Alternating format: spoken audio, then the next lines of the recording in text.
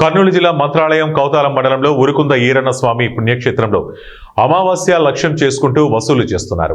నిబంధనల ప్రకారం కేవలం 20 రూపాయలకు ఒక టెంకాయ విక్రయించాల్సి ఉంది. జత టెంకాయలు 100 రూపాయలకు విక్రయిస్తున్నారు. ఇది ఇలాగే కొనసాగితే భక్తులు నిలువు దోపిడీకి గురి కావాల్సి వస్తుంది. ఇదే తీరు కనుక ఒక సంవత్సరం మొత్తం కొనసాగితే ఎంత దోపిడీకి గురవుతారో ఉరుకుంద ఈరన్న స్వామికే ఎరుక. భక్తుల నుంచి 100 అదనంగా ముక్కుపిండి వసూలు చేస్తున్నారు. ఈ లెక్కన భక్తులు ఎంత నిలువు దోపిడీకి గురవుతారో దేవాదాయ శాఖ అధికారులే చెప్పాలి. జత టెంకాయలు 100 రూపాయలు. భక్తుడు ఎమ్మిగడూరు లక్ష్మీకాంత్ మాధవరం భీమేష్ పుణ్యక్షేత్రంలో ఒక జత టెంకాయలు 100 రూపాయలకు అమ్ముతున్నారని తెలిపారు. భక్తులకు అధిక ధరలకు అమ్మితే ఎలా అని ఆందోళన వ్యక్తం చేశారు. ఇలా అమ్మితే పేద భక్తుల పరిస్థితి గురించి అధికారులు ఆలోచించాల్సిన అవసరం ఉందన్నారు. పేరు లక్ష్మీకాంత్. కదా ఎంత జత? 100 చూడండి ఇంత రేటు. ఏ ఊరు?